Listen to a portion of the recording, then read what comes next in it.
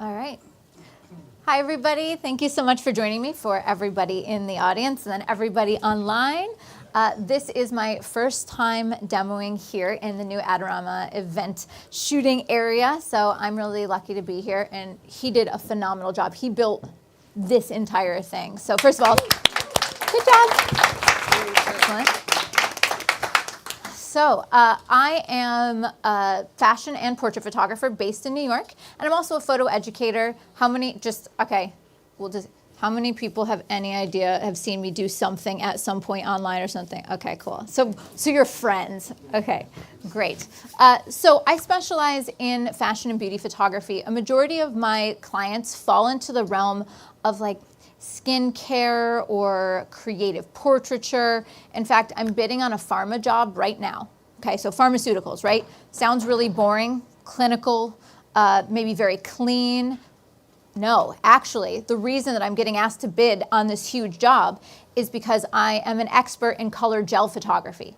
And so their vision for their advertisement is actually using multiple super saturated colors, reds and purples, a glowing orb. And so, yes, you can have a specialty like beauty or portraits, but if you have a specialty in your lighting or in a certain color expertise you have, brands and companies will actually seek you out, because if they're spending a lot of money on something, they want to hire the expert. They want to hire someone that's tried and true, they know can execute their vision. So what I'm going to do today is I'm going to demo color gel photography, but specifically we're going to talk about color harmonies. So how colors can play well together, how to choose colors that work well together in gels. I'm going to talk about how to make the colors saturated, and I'm going to do a little bit of lecture, and then we are going to photograph my beautiful model and friend Ashley, so you can see these in real life in practice. So where we're actually going to begin is going to be a little bit of sciencey theory stuff, and then we'll move on to a little bit more of the practical art stuff. Okay, so how we're going to start is talking about the color of light. Specifically, have you ever seen these before? These overlapping colors, so RGB and CMYK. When it comes to paint, pigment, what happens if you mix a bunch of colors together? You keep just adding a bunch of colors. As you do so, it builds to usually kind of like an ugly brown, almost black, right? You don't really have much control over that color. But what happens is when you mix many different colors of light together, it actually builds towards white.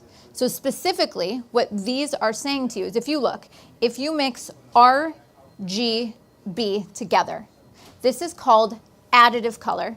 And when you mix RGB light together, it gives you white.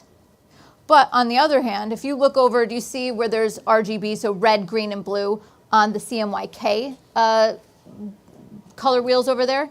If you see that, it actually, RGB gives you black. And so additive is adding together to give you white. Subtractive is taking away to give you black. It's taking away light. So the reason this is going to become useful with color gel photography is when you're trying to change the color of a background. If you are used to painting or mixing colors, it doesn't work the same. It works totally different. So I bring up the additive where these overlap. I bring this up and I look at it when I am playing with gels, because my brain is wired towards pigment. And so it actually helps me a little bit. So, here's the illustration of them. But this is what that knowledge can give you. In this photo, and I'm going to show you a compressed version of this, in this photo I am using 3 lights, and all 3 of the lights have a gel on them, RGB. So I have red, green, and blue, but do you see how the background is white? The light on her face is white? It's because they add up to give you white. But then you'll also notice I just said I was using red, green, and blue. I'm not using magenta, and I'm not using cyan. I'm not using yellow. But you can see it in the shadows behind her. And that's because if you look at it, if you're looking at where those colors overlap, where the red and green mix together, that's what's giving you the yellow. So you're seeing yellow in the shot, even though I'm not using a yellow gel, because of how those colors interact. So it's something I recommend, like set up a mannequin or a vase or something that's not moving and just play around with this. Like take 3 light sources, and it doesn't have to be strobes. It could literally be a flashlight. And if you do the exact same thing, Roscoe has those little gel sample kits, if you've ever seen them, where it has every color. You could take those, tape them on the front of a flashlight, and achieve the same exact idea, so you can see it in practice. So one of the things I wanted to maybe illustrate, there we go, demonstrate to you is red and green, when it comes to light, gives you yellow. But if you were mixing pigment, that's not what would happen. So this is why I'm saying you have to kind of wire your head a little bit differently when you're thinking about colors in the realm of lighting. So just search additive lighting, brings it up. Keep that with you when you're playing with gels. Now let's talk about actual gels themselves. So you can see I've got gels on the front of my strobes here. They're a specific type. So gels come in 2 main categories. The first category is the practical category, which is color correction, which you guys may have used. Maybe you go on location and there's like a lot of tungsten light in the space and you want to neutralize it. So then you might grab like a CTO. What that allows you to do is take your light, if you bring an artificial light on location, and warm it up. So now everything in the space is tungsten. And then you can set your camera to tungsten and it will neutralize things. Like that's color correction. I'm not talking about that today, but CTOs, CTBs, there's also ones that are magenta. The ones we are going to be using are what they call in cinematography party gels, because they're not rooted in anything practical. It's just fun. It looks beautiful, super saturated colors. This is one kit that's really nice, the Roscoe Cal color. It has a whole bunch of different colors, so it's a pretty big kit. The other one that I use is the Roscoe Color Effects Kit. That's another good one. I don't remember how much this one costs. I think the Color Effects is just under $50. But if you do pick them up, I recommend that you get 2 kits. And the reason I recommend that is sometimes I'm using multiple gels and I want them to match. And so it'll be like, oh, I want the background light to be blue and the foreground, and then they're not the same color and you can tell. So just in case you're into it and want to pick one up, I'd pick up 2 matching kits. All right, so for talking about gels, why would you use a gel? Like, what's the purpose of it? We're not going practical. We're going to talk all about creative. And the first reason is probably for mood, like creating an interesting mood in your images. You can cool things down, make them look mysterious. You can add warm reds and oranges, and it makes it fiery. It makes it sexy. That's one reason, just mood alone. The other reason for me, mostly in the realm of fashion photography, is I'm playing off of a color in the shot. She's wearing a red dress, so I want to complement that with a color on the background. Or the makeup is all purple, so I want to add purples and blues to the shadows, to the background, to the hair light, those sorts of things. So I'm taking what's in my scene and then amplifying it more. And then the other reason would be, especially for portraits, think like celebrity portraits, or maybe it's album covers or performers. It separates it from reality. Like when you all of a sudden have 5 lights and each one's a different color, it looks like they're on stage performing. So it allows you to get something with a little bit more creativity and polish. Those tend to be the 3 reasons that I introduce color gels that are not practical. So these are all examples of what I'm talking about, like really super saturated gels, hardly any white light in the scene. These are the sorts of images that I like to create. And so believe it or not, that picture on the left, the woman with the green gels in her hair and the blue, that's similar to the reference that the pharmaceutical company reached out to me about. And it doesn't look anything like I would envision. My portfolio is not filled with pharmaceutical, but they saw that lighting and go, that's actually what we're looking for. That's the vibe of what we want. Has our brand colors, has the moodiness, those sorts of things. So I'm going to talk a little bit more about how to pick your colors though. All right, I have to do it though. If you want to learn more on gels, I got more. I got a 3-hour class and a lighting guide. So there. Okay, now. All right. So when I think about using gels, I try to encourage people to think of what you're trying to achieve in the shot rather than just throw a bunch of colors together, because when you do that, it does look haphazard. It doesn't look as refined. It looks like someone playing with gels, which, I mean, there's nothing wrong with playing with gels, but I'm saying in your end shot, if you think of color theory and color harmonies, it looks more refined. You look more professional because you went in with a purpose and you achieved that by your color of gel choice. So this is true with anything in photography. I encourage people to come to a shoot with a concept. Everything has to work together. When I know what I'm trying to achieve, it's like, okay, the lighting, the makeup, the background, the clothing, the posing, like all of it works together. Am I going for something strong and bold? You'll see that in the makeup, in the way that the subject is giving me their body language. You'll see it in the colors. Or is it meant to be subdued, more desaturated colors, softer poses? So as with anything, there's no right or wrong answer, which is tough when you teach. It's like, hey, well, what should you do? Well, it all can work if it works, right? So in the end, whatever you choose, if it's effective in the image, it's effective, and don't let anyone teach you any rules. But the rules make it easier to make decisions. So we're gonna talk about some of those. So specifically, I want to talk just a little bit about color theory. There is a free website that I use nonstop, color.adobe.com. Go there. Like I said, it's free. It's an interactive color wheel. I find this insanely useful because when I am working with color gels, you can pick a single color. Let's say I know the model is wearing a blue dress. And then I'm like, all right, well, what do I want to add for gels? So what colors should I introduce in my scene? What colors should I do in the makeup? If you go to this color wheel, you can actually go through a bunch of different color theories, different color harmonies, and it's telling me what would work with that blue. So for example,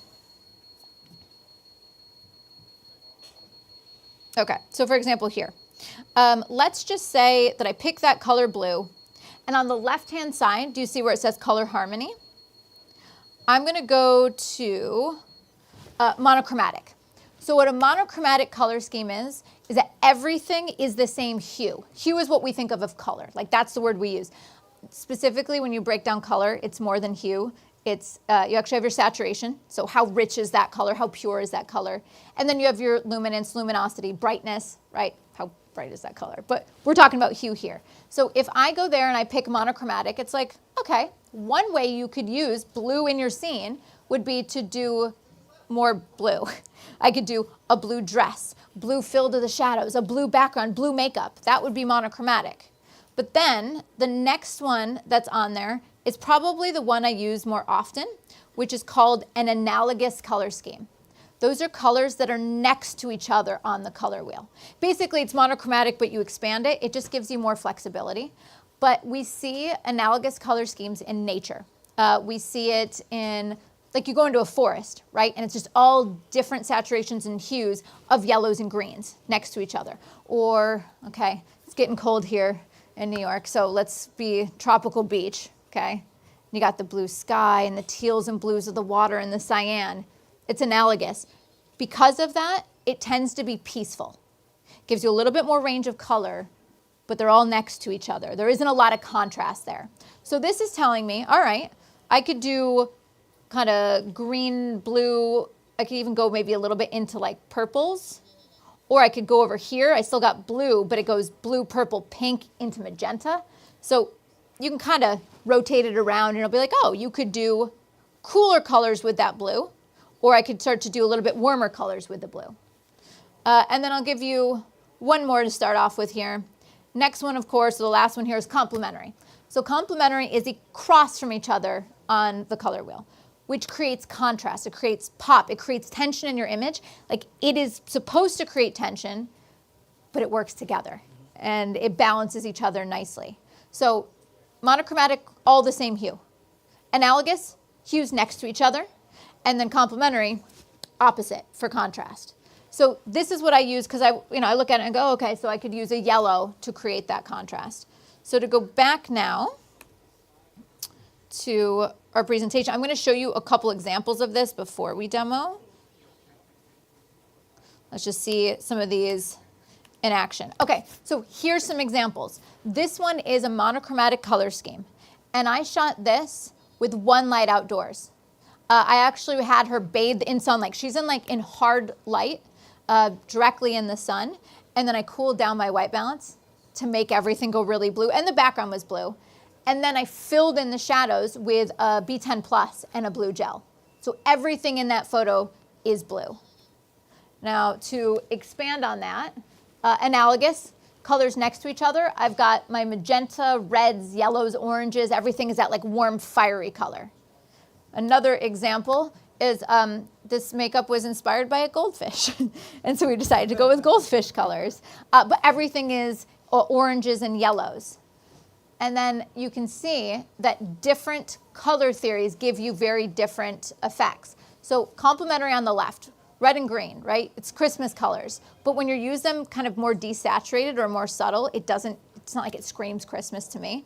But you'll notice that outline, how much does that outline pop against her? Because it is the complement.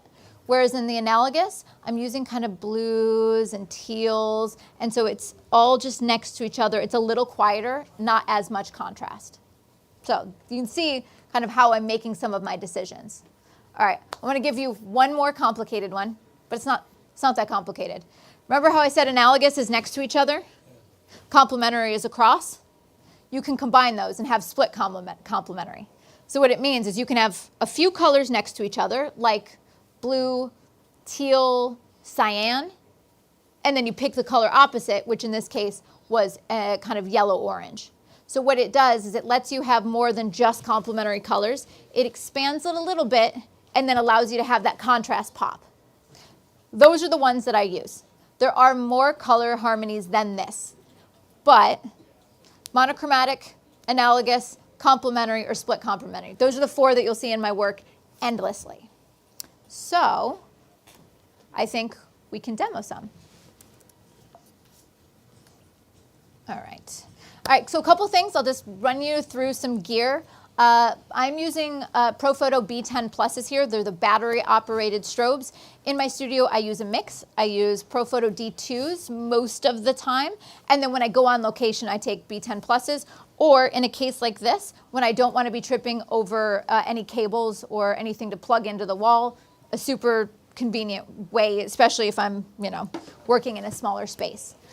Next up from that, I'm going to be shooting with the Canon R5, and I'm going to shoot with the Canon 24-105 4.0.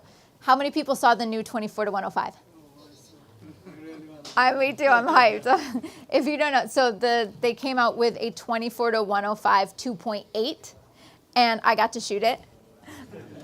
It was awesome because I was shooting it, they wanted me to test it in a few different ways, and I shot it at night, at 105, at 2.8, and the bokeh was just beautiful. Like it's soft and beautiful and smooth and velvety and amazing. So it's this, but it's the form factor of the EF 70-200. So it is definitely bigger, but usually when I go on location, I'm taking a 24-105 4.0 and a 24-70 2.8.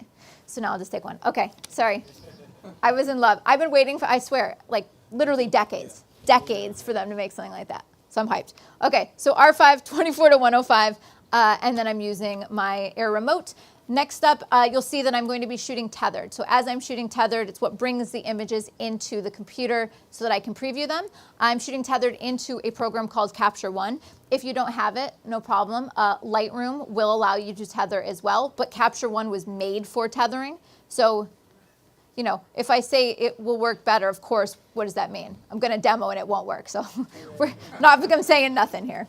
Okay, so, all right, so where we're going to start is I want to start a little bit with that additive color. Ashley, can I step you out in front of the white background? We're going to use a white background here as a neutral because I want to show you how I'm mixing those colors together. We have the creative colors here. These are not the color corrective. The reason I want to mention this is I'm using an RGB, so red, green, and blue. But if you try this at home and you don't use the party gel blue, like the really saturated one, if you grab a CTB, it won't work because it's not saturated enough. And so the colors won't mix together, okay? So for these, what I'm going to do is I'm putting them all bare bulb, all at about the same power. And so what they should do is they should mix together to give me white light. If you try this, I want to give you a couple tips though. First and foremost, to make it look good in camera, you have to pop your contrast. Like it just ends up looking a little flat. It'll give you the pure white when you pop contrast a little more. You do want to overexpose probably a little more than you think you would. That's how you get to that pure white. You need to have all colors mixing together quite brightly. And different gels absorb light at different amounts. So my blue is not absorbing light at the same amount as my green and my red. So I start with them at the same power, then look at the white around, and if it has too much of one color in it, turn that one down. Right? So it's a good way to kind of sort it out. So let's test this out. All right, so they're all on at the moment. Let's give it a quick test. Of course, got to turn my trigger on. Okay, let's see how it's working here. Okay, cool. So you can see that this is what I was talking about, where it's giving you those colors in the background, right?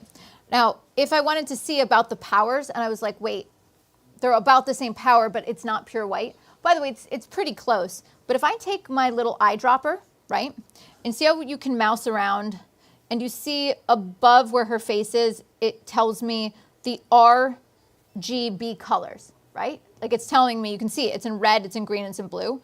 And so it's telling me right now my blue is high, my red is high, but my green is low. Which probably makes sense because see how her face looks a little magenta? Probably then the opposite of that would be green. So yeah, I think I probably need to turn my green up. Like that's one way that you can kind of figure this out. If you are someone with a light meter, just go meter them so they're all the same power. That's the easier way to do it, but not everybody has one. So let's turn this up, turn up a third of a stop. You got a question in the chat. Yeah.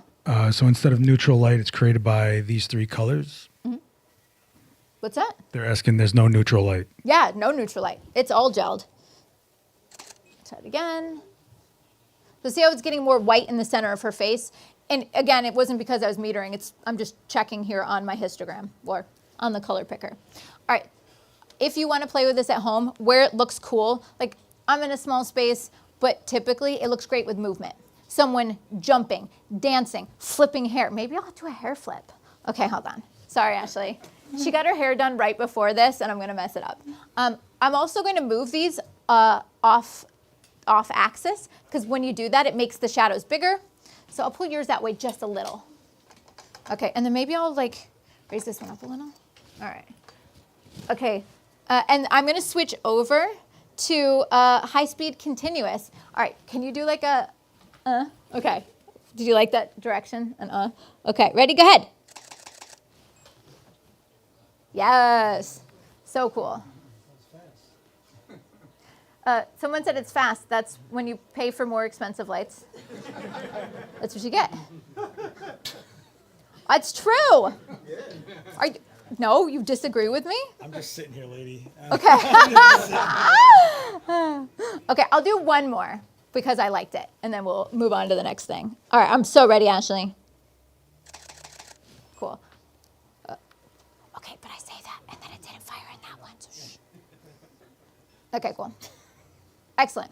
I've actually done this before as well with a hair campaign, because look at all the colors you see in her hair, right? Yeah. So are you in high-speed sync mode now, or at the regular? No, I'm in regular, just regular shooting mode, and I'm in high-speed continuous shooting mode on my camera. But because I'm still at 1/200th of a second, I don't need to pop over into high-speed sync. Just repeat the questions when you do it. Perfect. And the question was, are you shooting in high-speed sync? And the answer was no. Okay, perfect. Emerson, will you grab me the beauty dish? Okay, so we're going to switch over, and I'm going to show you a little bit about adding color gels to your images when it's a little bit more of a, we'll call it practical use. I'm going to start by changing the color of the background. Seth, will you make the background gray? No. Love you. Thank you. All right, so I'm going to be using a white beauty dish, and the reason I'm using this is because of the grid. With gels, if you are gelling your subject and gelling the background, I'm not going to lie, it is helpful to have a little space to work with. The reason is you can separate things out so that the colors aren't mixing together, and you can have different zones. So like the background can be lit with one gel, the foreground can be lit with another. But if you don't have a lot of space, your answer is grids. Because what grids do is they increase that fall off of light. So without the grid, all of this light will hit the background. With the grid, it's going to shrink it in. Less of it will hit the background. Also, nerds for inverse square law, also like bring the light really close to the subject, all that kind of different discussions, but it helps. Okay, cool. Actually, I'm going to stand you right in front of that. Perfect. You got a question, do the gels still show up on high-speed sync? Yes, the gels still show up in high-speed sync. Doesn't. I'm going to take this piece of tape off because I feel like it might not stay on. Not to mess up your stuff. Thank you. All right. This one just seems a little wiggly. Huh? Okay, great.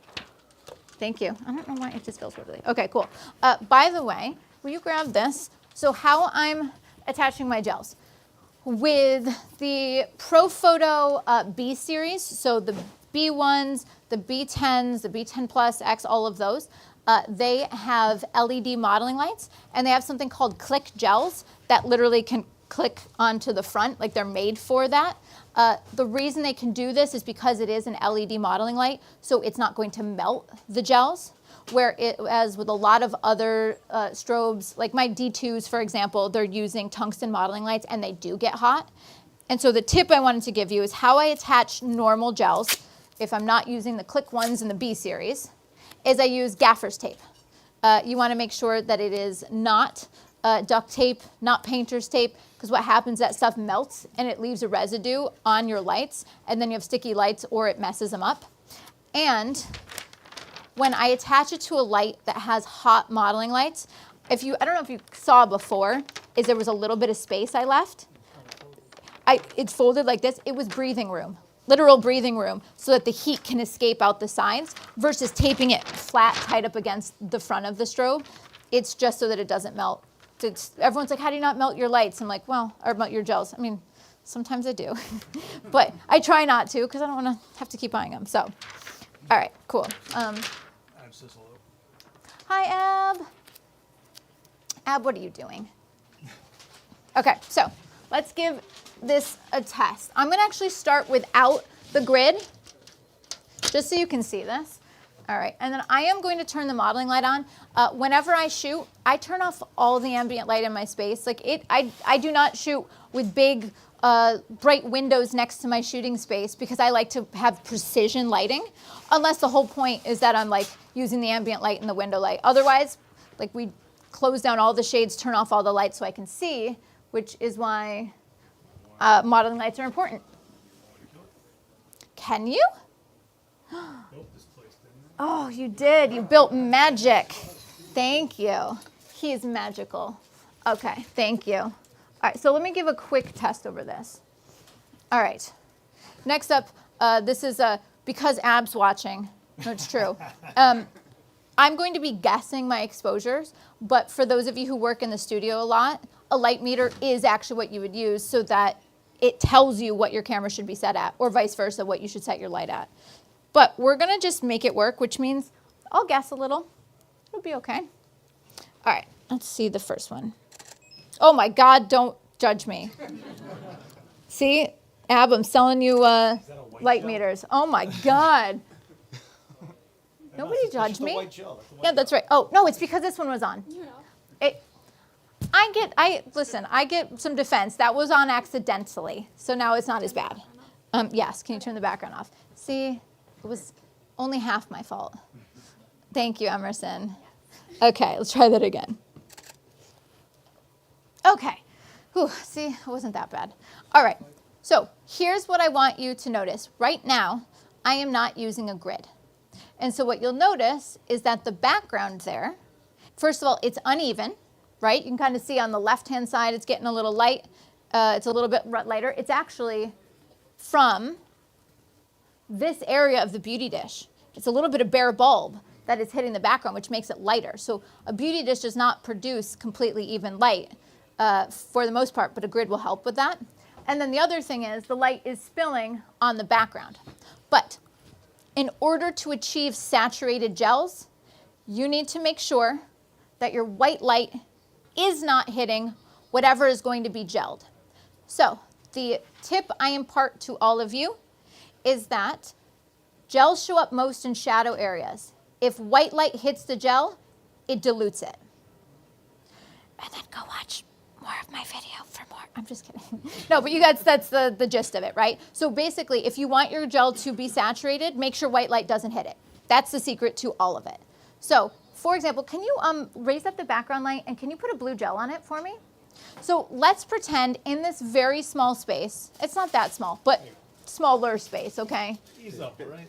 I know. Like the 10th time you said it. Because I'm spoiled. Okay, you are on a side note, somebody was saying, we were talking about this the other day, about lights. It doesn't really matter what lights you have fundamentally to make a good picture. But it's the same thing as a car. So why does someone buy a nicer car? They buy a nicer car because it's more reliable, it's faster, or because they're at a point in their life where they deserve it.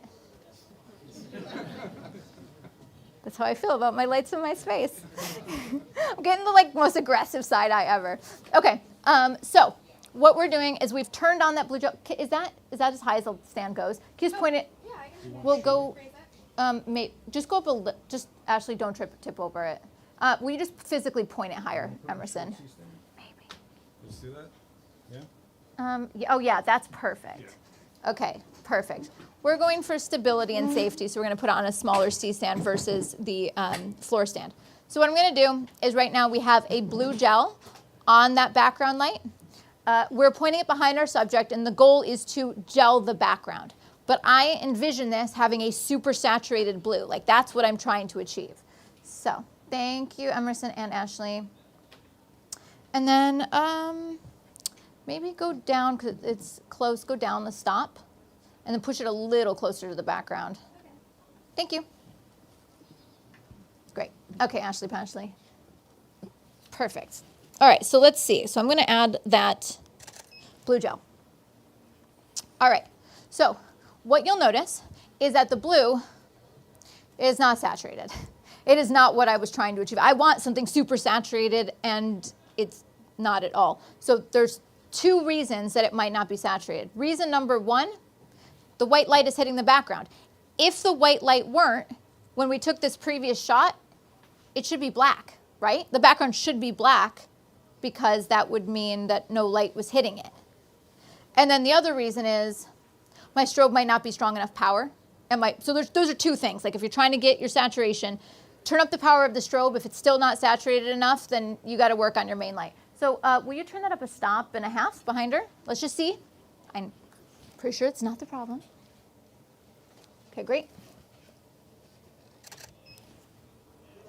So I did get some more blue. Like it did improve it a little bit, but it's mostly pretty washed out. So let's add our grid. All right, here we go. Thank you, Emerson. By the way, when I'm shooting, one of the things I usually do when I pick my camera settings is I take off my trigger and I take a shot of the space to make sure it looks like that. Because if the lights are on really bright, what that'll mean is at my camera settings, it's actually recording ambient light, which that can desaturate the color of your gel as well. So if there's a big window here, that could be one of the reasons my gels don't look good. So I'll put this back on now. All right, so Emerson, we turn off the background light? Yes. Thank you. Emerson is my intern graduating to assistant next month. She's doing great, right? Okay, so this is the background light off, right? Yes. Okay, so now let's take a look at that same scene. So here is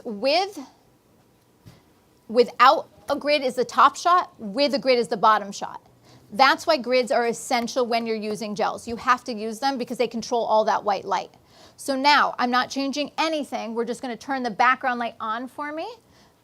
And we're going to take the exact same shot. I'm not changing the power of anything, nothing. So same exact thing. And it's getting much more saturated. Now, I'm looking at this, and I want to show you. See how it's not even? Can you see why? Yeah.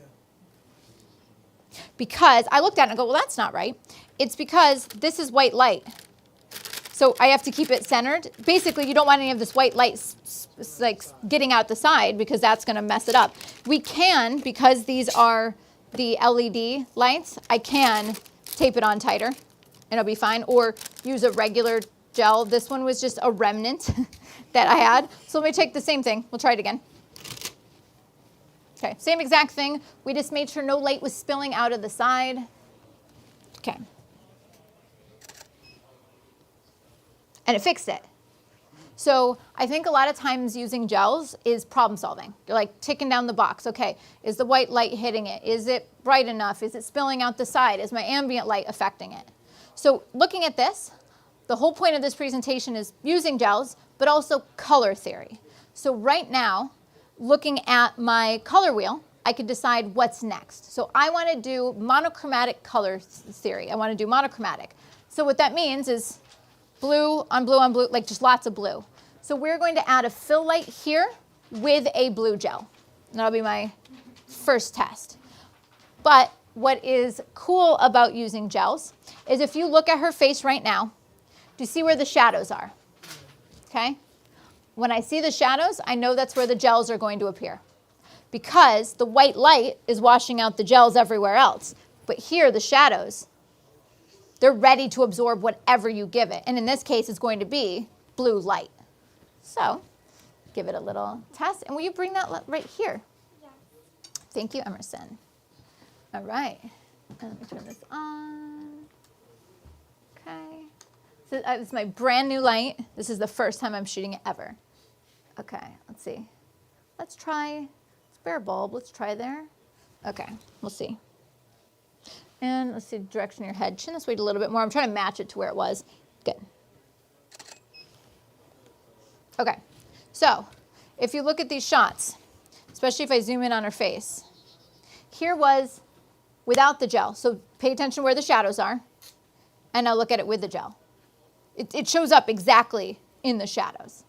So this is a good example of a monochromatic color scheme. Let me take another test of you. Now let's say that I wanted even more blue, especially in the front. Okay, turning the power of the light up will make the blue brighter, but it won't give me more of it. To get more of that blue, you got to move this light because I'm going to move this one around. Will you turn that off real quick? So watch this. I turned off my fill. So now, see how we have more shadow? So now, turn this one back on for me. Same exact thing. More blue. And like, yeah, turning it up will make it brighter. Like it'll make it even a little bit more blue. Go up even a little more. Good. Perfect. Can you turn this way a little bit? Great. Ooh, pretty. So pretty. So, monochromatic color scheme, blue background, blue fill. So what was the next one? Monochromatic, then analogous. Exactly. So if we go over to our Adobe color wheel, if I go to analogous, it's telling me I could go direction of purple, like purples and pinks. I could do a cyan, or maybe even like a little bit of a teal. So I think I'm going to do teal. Let's do teal on the background. So the colors will still work together, but we'll have one slight complication. This light is going to hit the background, right? It's a bare bulb. It's just going everywhere. So this is where you have to use. You could totally use a flag. That's a good point. You could use a flag. Basically, a flag is something to block it off the background. But you could also use a grid. Like a grid will help a little bit. So let me take a shot with it first, just to show you. It'll be blue teal-ish, but it might need a little help. So let me just see. Good. Oh, it's not bad. It's pretty good. So you basically see the blue mostly on the edges up top. But if you shot it in the background, instead of looking teal, just looked like blue that's slightly green, I would add a grid onto it, like a zoom reflector with some sort of grid. Yeah. Okay, so that would be an example of an analogous color scheme. Can you turn to your side again? Let me take another test. All right, so monochromatic, number one, Analogous, number 2. Okay, so then the next one, what was the next one on the list? Complementary. So complementary colors opposite each other on the color wheel, which we have here is telling me if I want that super saturated blue, it's probably there. It's kind of like a yellow-orange. So I've got a couple here. I got to see if these are strong enough because this is looking like a CTO to me. And so that might not be rich enough. So maybe I'll mix these two together. Yeah. So I'll layer maybe the yellow and orange together and give it a try. But this one will make a difference on the background because they're not close to each other. So if that blue hits that yellow, it's really going to shift it. So Emerson, do we have the grid? We do here. Okay. So let me show everybody. Depends on the brand you have. Different brands of strobes make different versions of this, although I picked the one that's messed up. Let me get the one that's cuter. This one. This one is brand new. This one is like 8 years old. So this grid, same thing. It's going to control the spread of light. Pro photos, they can fit directly onto the lights themselves. That's not normal. Like most other brands, you have a zoom reflector and it pops in the front. So just so you know, yours might look different. So this one I've got here is my 10-degree grid. Let me test it. I'm going to put it on the blue gel to help control that spill on the background. I don't want the orange-yellow mixing. So I'm actually going to turn this off to begin with. Let me see how that yellow's looking before. Okay, so this one's off. Let's just take a little look. Okay. Okay, testing that. Let's see if it's looking good. Oh, nice. Yeah. Fun tip, if you take an orange gel behind a subject very close to the background and you turn it up really bright, it actually gives you from yellow to orange. It gradates, which is really, really beautiful. It gives you the look of a sunset, which is you see a little hint of it here. So I'm into that, but I'm going for a complement. So let's turn on this blue. Did it die? Okay, preventative measures, thank you. And I am going to turn my modeling light on for this so I can see how much with my naked eye that it's hitting the background. And I can see it a little bit. So one thing that does help is maybe moving it so that the light is kicking in that direction, a little bit off of the frame. So let's see how we're doing now. Still hitting her, it's good. Okay, so chin this way again, great. Cool, let me turn this up a little. Without this grid, the background would look really green. Okay, let's see. Cool, there we go. So this would be an example of complementary. As a side note, if you want to get funky, let's talk more like album cover, album art. I'd probably turn off my white light altogether. Can you face this direction this time? And then maybe I'd just do this. Well, I'll turn it up a little bit. Let's go up a stop. Since this isn't fill anymore, this is now the main light. But let's see. Cool.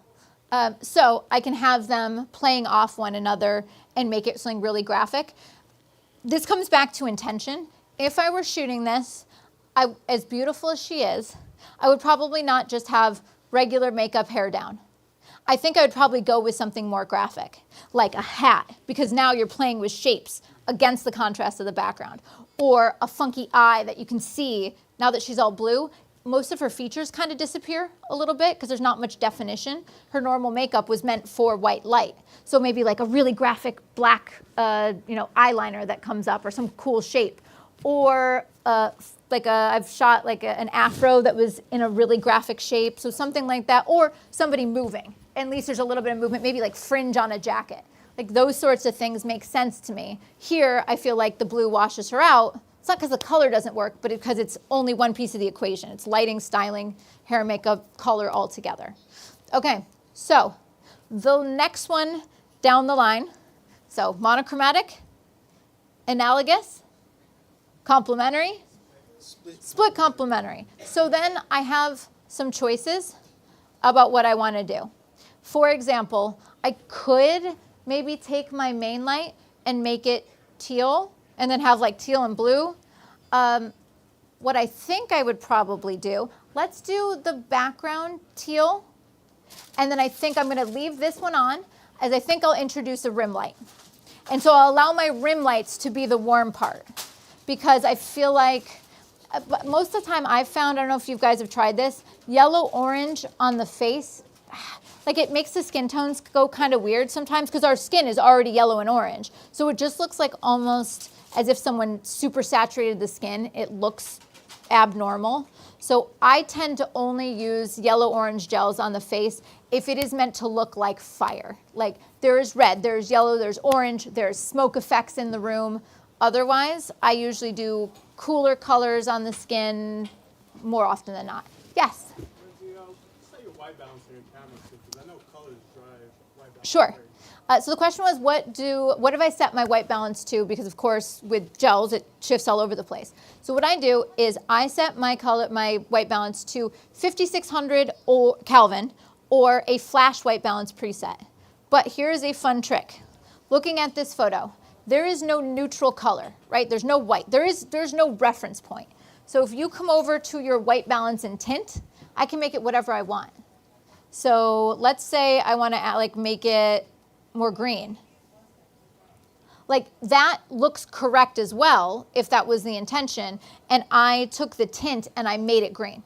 And now the background, even though I was lighting it yellow-orange, isn't at all. So I usually use, if there's no white light in gels, I use it as a starting place and then I mess around with it. Like I just move it around and be like, oh, that actually looks really cool when she's teal, and let me hyper saturate it and add some contrast, and I mess around with it like that, but this is what it was captured as. So, great question. Yes? Yeah, for a shoot like this, you know, with R5, what kind of autofocus mode are you using? Are you using face detection, eye detection, or possibly just like a center zone? Like in this particular case, what are you using? So the question was, for shooting like this in this setup, what am I using for my focus modes? So I am using face tracking with eye detection because I can't see at all. I have terrible eyesight. Thank God for these cameras because it helps me nail focus. And by the way, you'll notice my camera settings. I'm actually shooting at ISO 200, 1/200th of a second, f8. I usually don't shoot wide open or wider open. Like I don't usually shoot at f2.8 unless there's a reason. The reasons, there might be reasons. Number one is if I'm trying to blur out the background like it was wrinkled, or there's something in the background that I want to have a pretty bokeh. I'll shoot wider open then. Or if you have really low-powered strobes. These are 500 watt second strobes, but when you take a gel on it, especially if it's a thick gel, and you double it up, a lot of times each one of those is eating a stop of light. So when I layer up gels, I could be taking it and so cutting in half and cutting in half again. So I could be making my light act as if it is a quarter as strong as it actually is. So in that case, I might need a wider aperture or a higher ISO. The reason I went to this little tangent was because I shoot at f8 as my go-to minimum in case I miss my focus because I can't see. So I usually shoot with face and eye tracking and then f8 because it gives me a little more flexibility in case I focus on the cheek instead of the eye or something like that. Yeah? I just wanted to ask, so regardless of what color scheme you're planning, you leave it like by default on 5600? Okay. Yeah, so the question was, regardless of what color scheme I'm planning, do I leave it on default at 5600? I do. And then if, for example, I'm doing a monochromatic color scheme like you saw up here, so this was 56, well, it says when it comes in, but it was, here's 5600. It looks basically the same. But what I will do sometimes is I will cool down the white balance while shooting tethered, just to be like, oh, actually it made her skin look more silvery. I like it that way. But the raw file is flexible, so I can change my mind later. But 56 is where I start. Yes?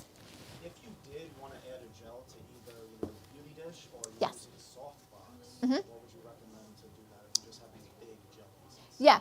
So the question was, how do I, for example, gel a beauty dish or a softbox? So I actually do put them inside the modifier instead of buying the big ones up front, because I don't know if you've bought the big gels, they're expensive. Especially if you're getting the big rolls, like they can be hundreds of dollars actually. So I still use the small ones. What I do is I buy one of these kits, and for the beauty dish specifically, we cut out circles to be able to put in and then just tape it. But if you don't have it, I literally just crumple it up and tape it a bunch. Like, it looks crazy inside, but it works, so who cares? Like, the wrinkliness of your gel does not affect the look of the picture. For a softbox, I open up the softbox, I tape it, and I give it a little breathing room. Yeah. Okay, so got that one in there? Perfect. Okay, great. Can you push it into the corner more? So what we're going to do is we're going to do white light, teal background, blue fill, so that's analogous, and then the split complementary will be the warm. So I'm going to build it in so I can make sure the colors are working well together. So you turn that one off for me? Yeah. Great. Let me just see how it's all looking. So we'll start here. So far, we should have our main light on, which it's not. Okay. Back up. Our main light and our background light is where I want to start. So let's see how this is looking. Okay. Boop. It was my white balance I messed up, right? Just I hit reset. But also trick, like, you could do that for an album cover. It could look cool. Like, it doesn't matter if it's intention, right? I could cover it with glitter and pretend I litter with all green light. Okay, but what I actually shot was this. So I've got the teal on the background. Now, let me add the blue to the fill. Great. And I'm going to turn the modeling light on, even though the reason you wouldn't turn your modeling light on is just, you know, you're using battery-operated lights. It's just so that you're not draining your lights. But these are fine, and I'm not shooting with them super high power. So this is so far now with the fill. Okay. So we've got our analogous. And now let's go for our split complementary. Let's turn that on. And will you turn the modeling light on as well so I can see where it's hitting? Yeah. It's on 3 right now, the power. That has the gel on it. No, to just one double up. Well, yes, but I'll take a test and show them no gel because why not? It looks like nothing. And these ones, so most of the not the normal, but the non-portable soft boxes, you can tell her, you can say whatever. Yeah. So in these ones, well, not 7 forward, there we go. In these ones, you can open it up and then you just tape it over this. But in some of the portable ones, I think that one does have it. Some, depending on the brand, they don't actually open up back here. So you do have to actually go in through the front, which is kind of a pain. I don't know, someday someone will invent a really good solution. Like the click ones, moving forward, when we move away from tungsten modeling lights is the solution, because then you don't have to worry about it being right up against it. And you do C47s, right? You do safety clips, what do you call them? Clothespins? Sometimes. And we turn it up a stompish. What power is it at? Is that 4 now? Turn up 5.5. Oh, right. Thank you. Let's test it. Okay. Can you go up in another stop? Okay, let's see this one. Okay, so see how the warmth, it still works, but because it is the complement is the opposite, it gets most of the attention, right? I think it's drawing quite a bit. One of the rules of color is that cool colors recede, so they draw less attention. Warm colors come forward. So when you see a lot of movies, think of a Marvel movie, when they color grade it. Have you ever noticed how sometimes the skin tone will be really warm, like a yellow, orange, like super saturated, and then you look at the shadows and they're like a blue teal? They're doing it because even in a busy space, the warm skin tone comes forward, but the cool is a little less distracting. So in this case, yeah, like the color does technically work and balance, but I think it gets a lot of attention. So I'm gonna maybe try to use it a little more. Can you face this way, actually? Yeah, and chin, look totally profile. Let's see it where it's more of a rim light. Let's see what I think. Okay, cool. Let's bring it, I think what I'm gonna do maybe is, I don't even necessarily need my white light, right? Like my white light is not playing into my color theory. So I'm gonna turn this one off. And Emerson, can you bring it forward a little bit? We're gonna turn it into, instead of just a rim light, like maybe a little bit of a short light, like a little bit of light underneath her eye. Okay, so we're gonna see there. Okay, so I've got the warmth. And then I don't need the blue on the same side because the blue on this side is actually washing out some of that orange, although it still looks pretty good on the screen. Can you bring it over here? So the blue on this side of the face is wrapped around. Yeah, on that side, it's kind of hitting where the yellow is. And the yellow, blue, they'll cancel each other a little bit. So that's why I'm moving it this way. Yeah, let's see. So now I think it'll be even more, except for brightness. There you go. Should be even more distinct. So Ashley, can you pull your hair off your shoulder on the back side? Yeah, good. Perfect.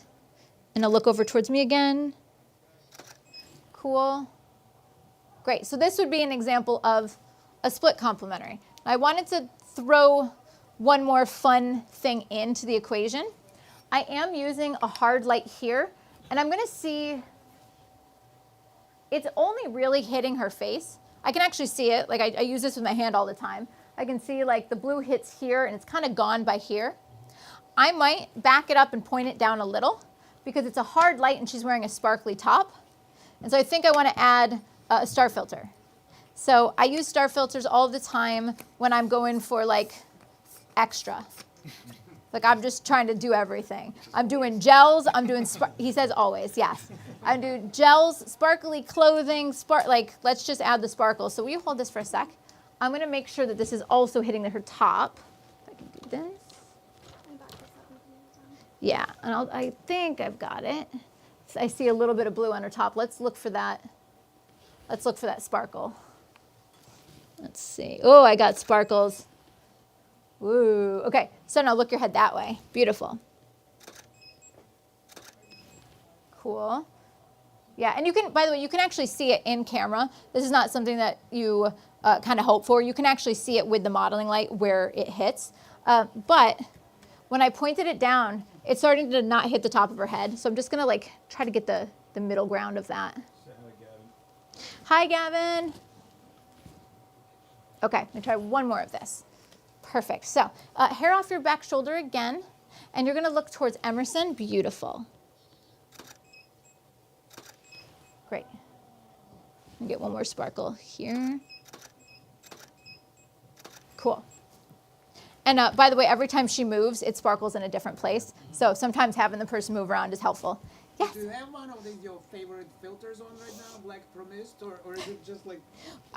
So the question was, do I have one of my favorite filters, the Black Pro Mist on, or do I just have a star filter? I only have the star filter. This one in particular is a 4-point star filter. So the reason they have stars is they don't look naturally. Like, Exactly, yeah. So this is what it looks like. Yeah, and then another question, if you don't mind. No problem. So, I feel like an idiot for asking this, but No. it looks like this sequence, the sequence, they're kind of like out of focus, but actually they're not. They just look out of focus because of the light hitting them. Is that right? But they're actually in focus. Is that? Yeah. So the question was if you look at the sequence right now, they actually look kind of out of focus. But they're not. Right? They're not. The only reason that they look that is the star filter. Yeah, okay. Because the star filter, what it does is it's throwing the light in all directions and it makes it hazy looking.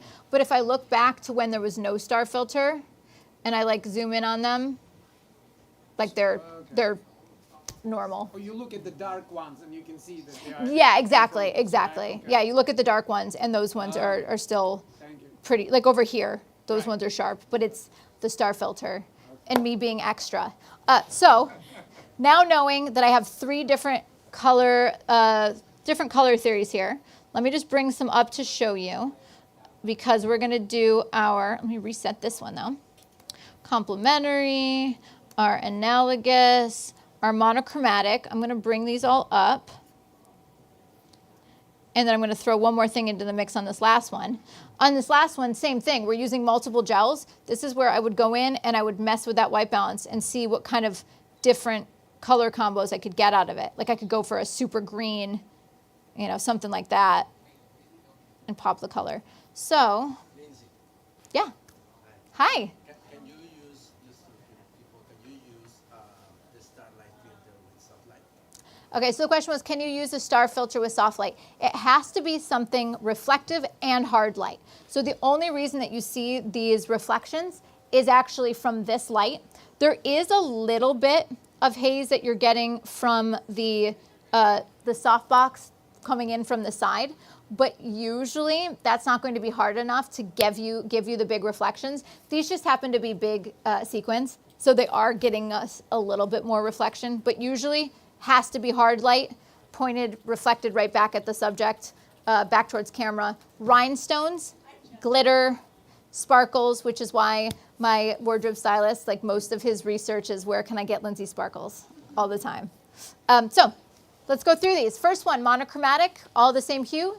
The next one down the line is our analogous, so expanding from the blue over to a teal. Then we have our complementary, opposite each other on the color wheel. Then we have our split complementary, which is our analogous. So we've got our blue and green, or blue and teal, with the yellow-orange opposite it. And then the last one is messing around with the tint and white balance. So when I approach a shoot, the lighting is part of it, but instead it's, okay, what mood am I trying to achieve? So I just chose blue as a starting point, but it could have been any color.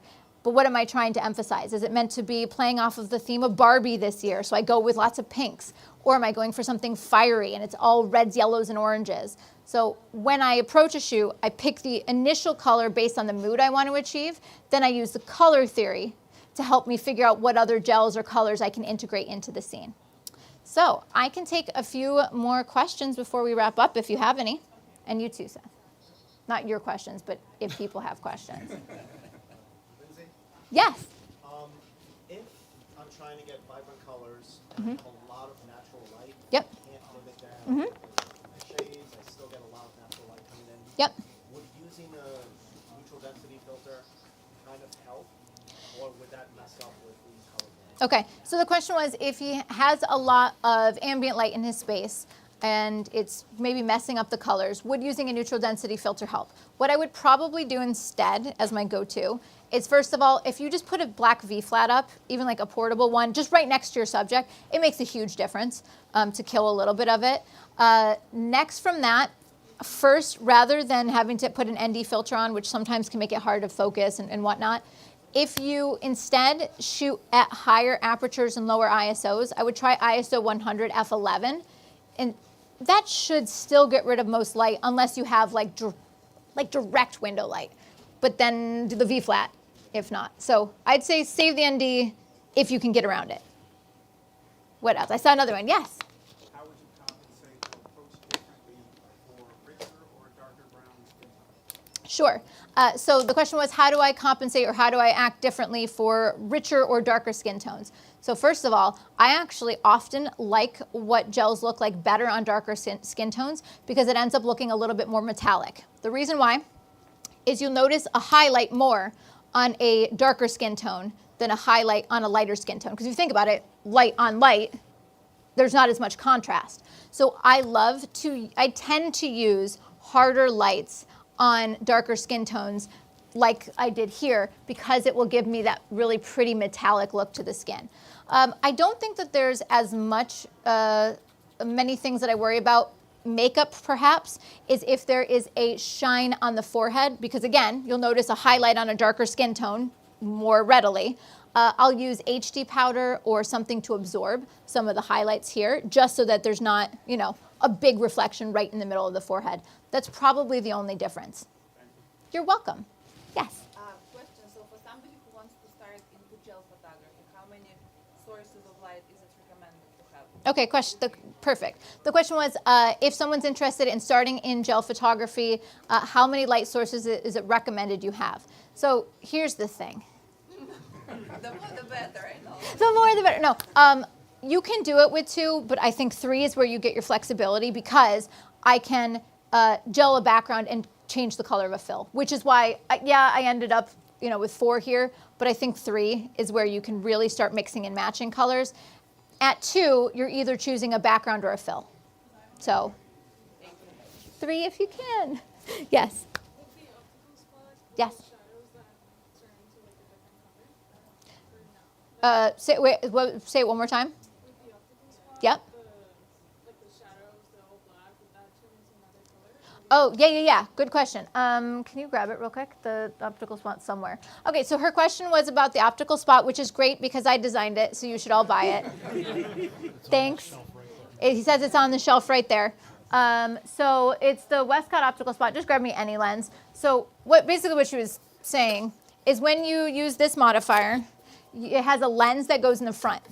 But the magic of it, or the fun part of it, is that this creates extremely hard light that you can use these little leaves to create slices of light. You can do slice of light across the eyes, or you can use these, which are called gobos, go between optics. You can put any shapes in here and then project that. So in this instance, if I, instead of using the beauty dish, use an optical spot to create a pattern on the face, everywhere that there was a shadow created by the gobo or by the leaves, it would then take on the blue color, which is great. And if you look at my portfolio, you'll see that over and over and over and over and over and over again, because it's like, it's my thing, which is also the pharma job. Like that's in their vein. So that's my specialty. Thank you.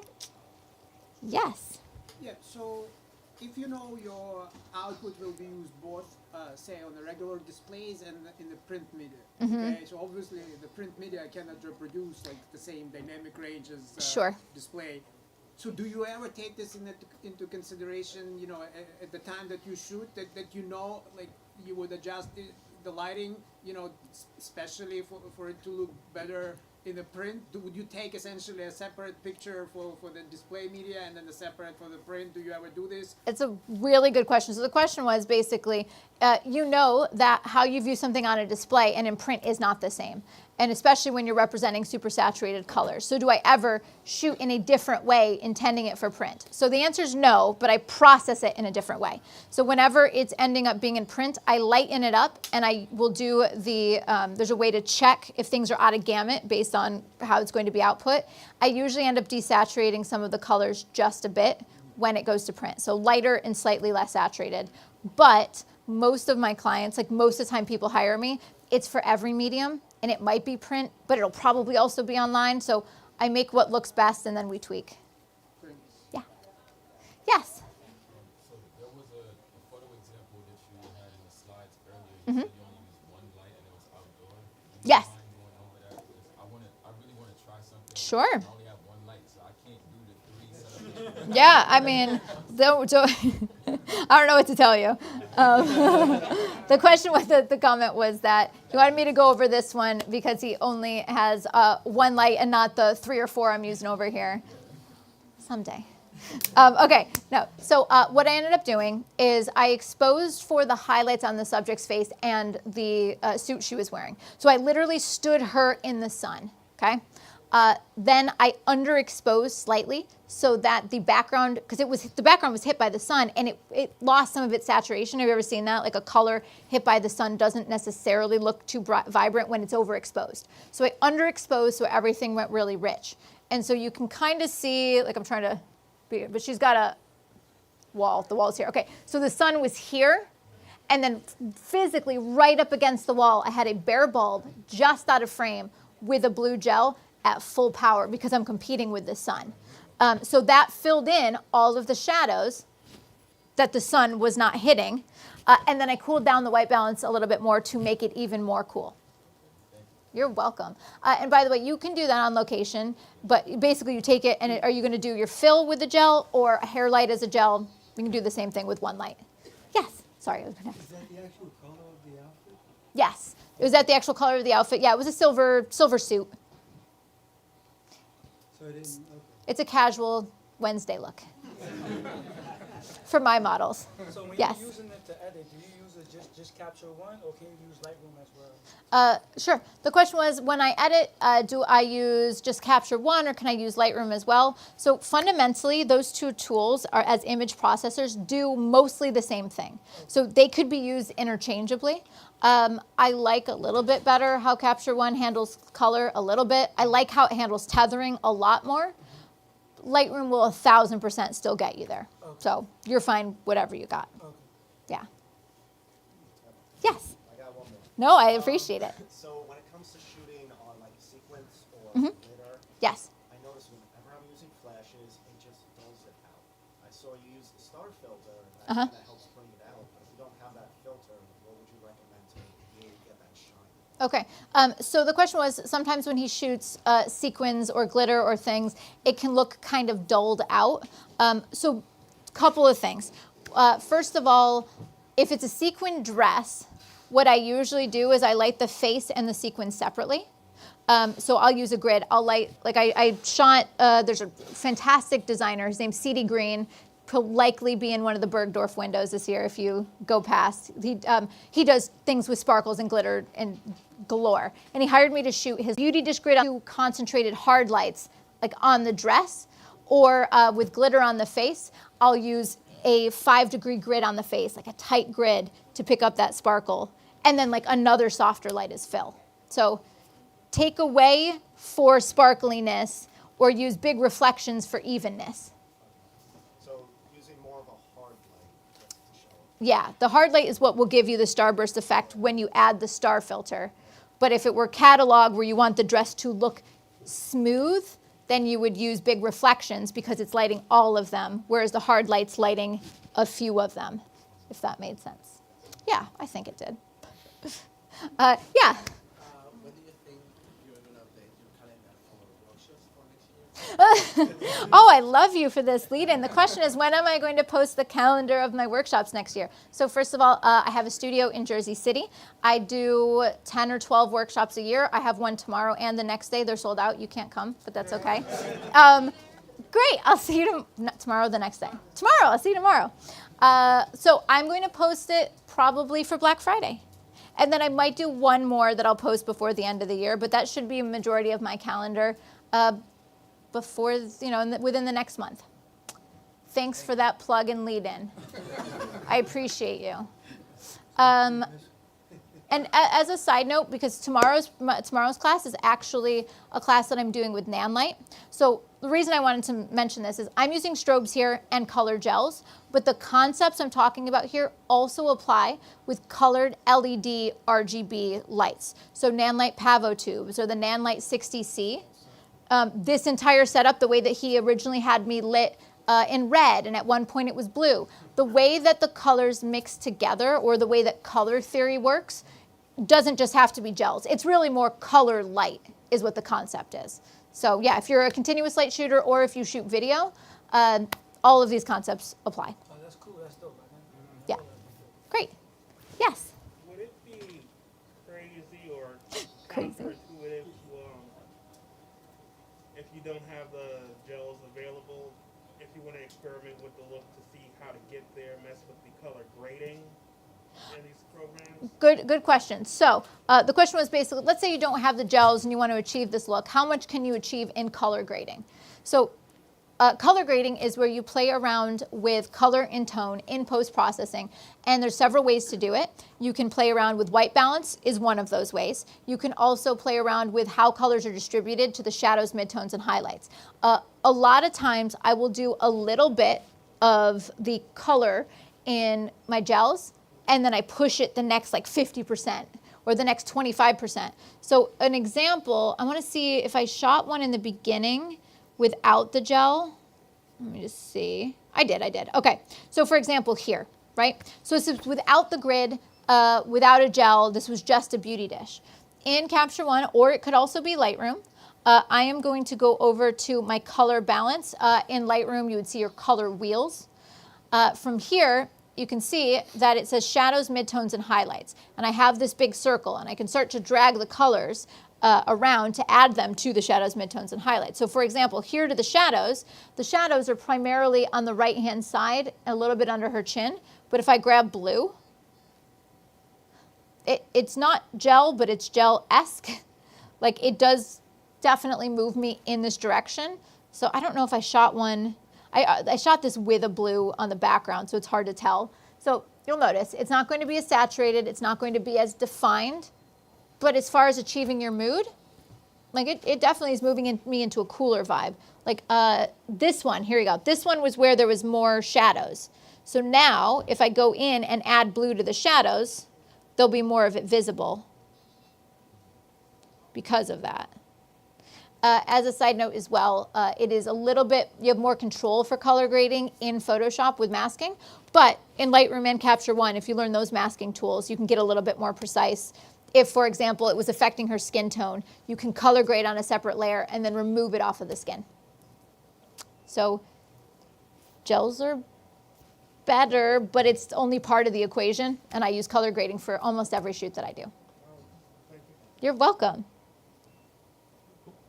Okay, Perfect. So with that, I want to thank Adorama for inviting me out and having me at the space where I can actually meet and see people after always being online. Thank you, Adorama and Seth.